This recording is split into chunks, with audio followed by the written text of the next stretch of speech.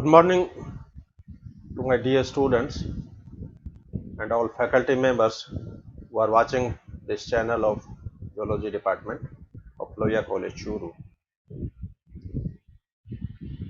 आज की व्याख्यानमाला की श्रृंखला में मेरा जो टॉपिक है ये आइसोप्टेरा के क्लासिफिकेशन पे रहेगा। क्योंकि हमारे एमएससी स्पेशलाइजेशन पेपर एंटोमोलॉजी चलता है, तो एंटोमोलॉजी के सिलेबस में स्टार्टिंग में जो यूनिट है उसके अंदर जनरल क्लासिफिकेशन है और उसके बाद में 8 ऑर्डर है जिनका फैमिली तक डिटेल में क्लासिफिकेशन है। जनरल क्लासिफिकेशन के 3 वीडियो मैं पहले अपलोड कर चुका हूँ, आपसे शेयर कर चुका हूँ और अब इंडिविजुअल ऑर्डर वाइज डिटेल में जो क्लासिफिकेशन की शुरुआत है ये मैं आज कर रहा हूँ। तो अपना जो पहला जो ऑर्डर है ये आइसोप्टेरा के ऊपर रहेगा। आइसोप्टेरा के कॉमन कैरेक्टर्स क्या है, आइसोप्टेरा का मीनिंग क्या है, आइसोप्टेरा में कौन कौन से इंसेक्ट जो है वो इसके अंदर इंक्लूड है, तो इन सभी पहलुओं पे मैं आपसे डिस्कस करूंगा। Myself doctor K C. Soni, associate professor in zoology, government Lohia PG college Churu. My email ID is kcsibis@yahoo.com। Isoptera का अर्थ क्या है? Iso means equal, tera means wing, यानी ऐसे इंसेक्ट जिनके दोनों पंख शेप और साइज में इक्वल हो, इस तरह के इंसेक्ट को आइसोप्टेरा के अंतर्गत रखा जाता है।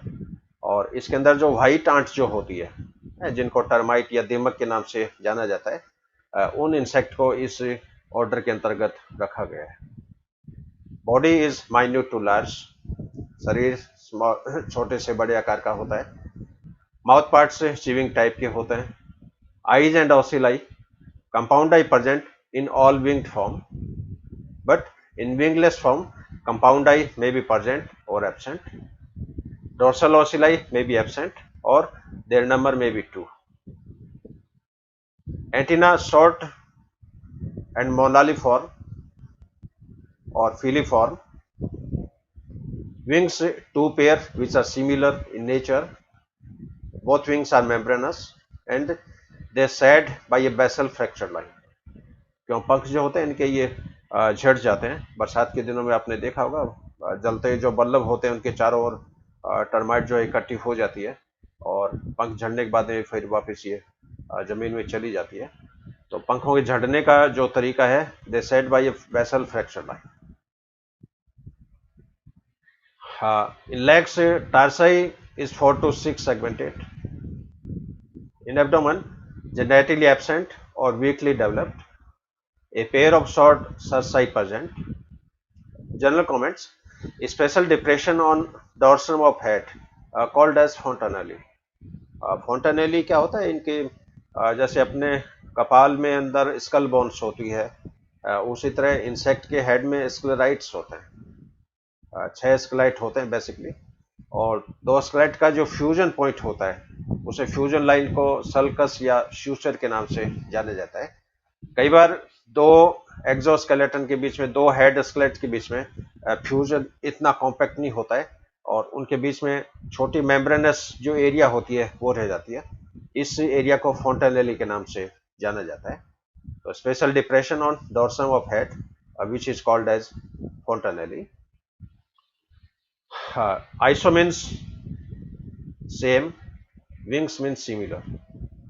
तो सिमिलर विंग के जो इंसेक्ट है, सेम विंग के जो इंसेक्ट है, उनको इस ऑर्डर में रखा गया है। Wing similar in shape and size. ये जैसे कि ये ग्राफिकल फिगर देखा है, एक्चुअल डायग्राम नहीं है, ये ग्राफिकल डायग्राम है और इसमें आप देख रहे हो दोनों पंखों की शेप और साइज, इनका वेरिएशन है वो लगभग बराबर है, इसलिए इसको आइसोप्टेरा के अंदर रखा है।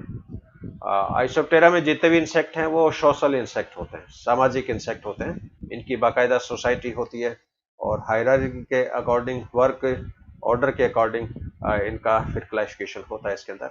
इसमें जो रिप्रोडक्टिव कम्युनिटी है उसके अंदर मेल होते हैं, क्वीन होती है, जिस तरह मधुमक्खी में जैसे ड्रोन होता है, क्वीन होती है, तो यहाँ पर फर्टाइल मेल है, फर्टाइल फीमेल है। और नॉन रिप्रोडक्टिव कम्युनिटी जो होती है इसके अंदर वर्कर्स होते हैं और सोल्जर्स होते हैं। तो ये इनकी सोसाइटी का स्ट्रक्चर है। इसमें reproductive caste male and queen, non reproductive caste worker and soldier. और वर्कर और सोल्जर जो है इनके माउथ पार्ट्स में डिफरेंट मिलेगा, आगे इसका फिगर आएगा उसमें आप देखना। हाँ, जेनेटिकल कंट्रोल कास्ट। हाँ, इनमें जो सेक्स डिटर्मिनेशन होता है इसमें भी एक अलग से व्याख्यान हो सकता है जो बाद में मैं डिलीवर करूंगा, क्योंकि यहाँ पर ये सब्जेक्ट से रिलेटेड नहीं है।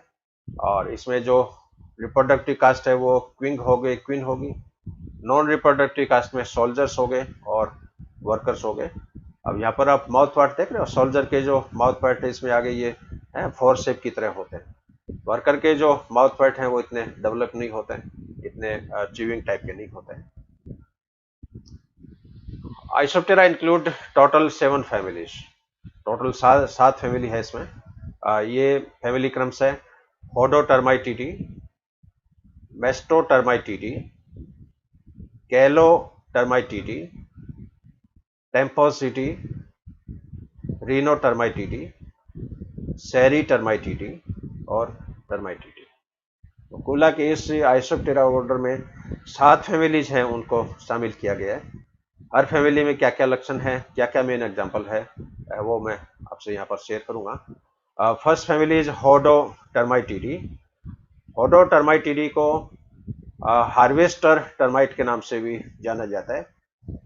Hind wing without anal lobe, first जो पंख है उसके अंदर एनल लोब नहीं पाया जाता है। टार्साई 4 सेगमेंटेड होती है। फोंटेनेली एंड ओसिलाई एब्सेंट होती है।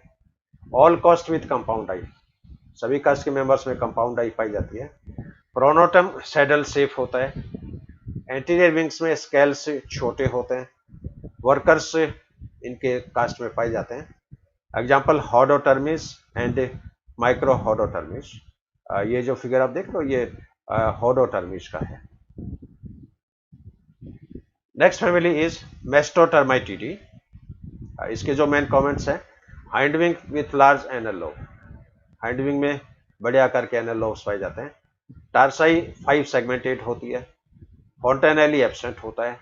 ओसिलाई प्रेजेंट होती है। Pseudergates but no true workers, ये वर्कर्स की और इसमें सब टाइप्स होती है।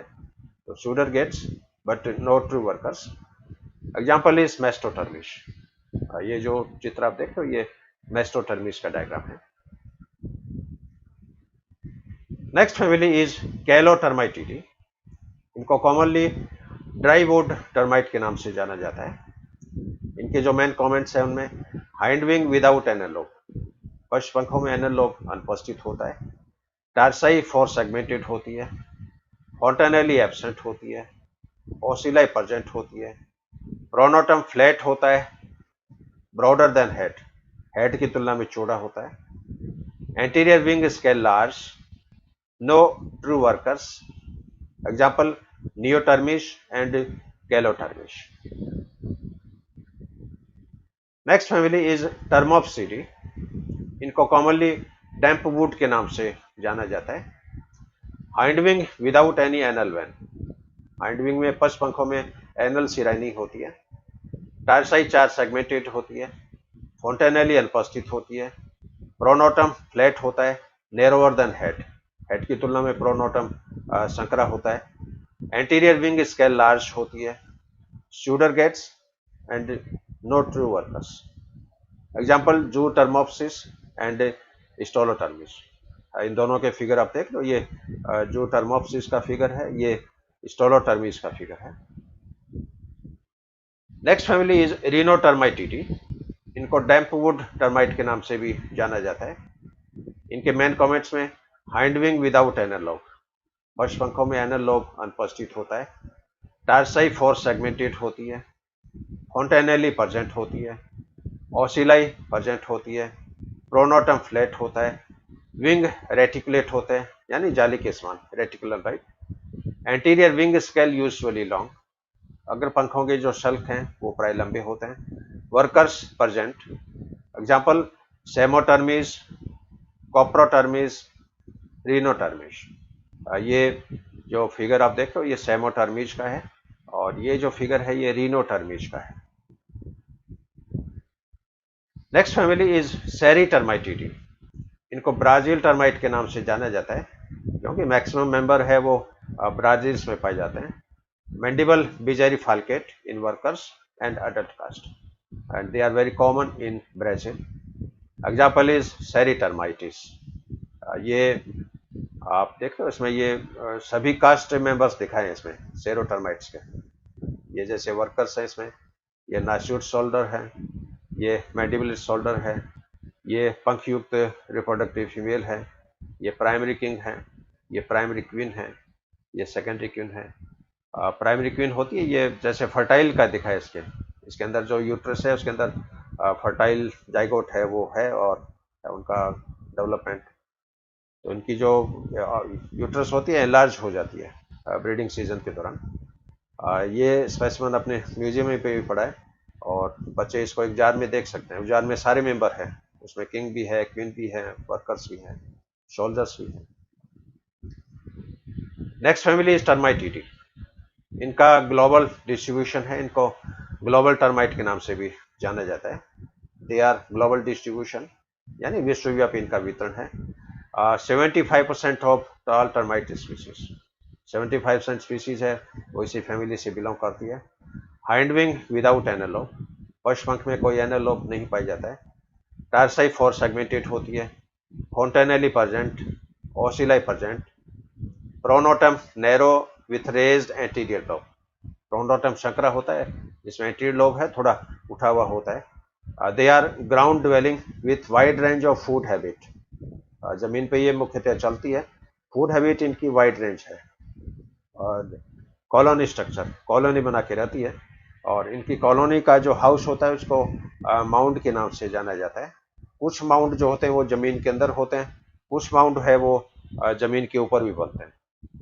इसके मेन एग्जांपल है इसमें एनोप्लोटर्मिस, टर्मिस, कैपिटर्मिस, नासूटी टर्मिस और माइक्रोटर्मिस. ये इनके मेंबर है. ये जो टर्माइट है ये अपने यहाँ भी मिलती है, काफ़ी कॉमन है. और टर्माइट एक बहुत बड़ी समस्या है हाउस बिल्डिंग में, क्योंकि घरों के जो गेट हैं, फर्नीचर्स हैं उन सभी को ये डिस्ट्रॉय कर देती है. तो सेलुलोज इनका मेन भोजन होता है. तो ये ओवरऑल एक जनरल सिस्टमेटिक क्लासिफिकेशन ऑर्डर आइथोप्टेरा का.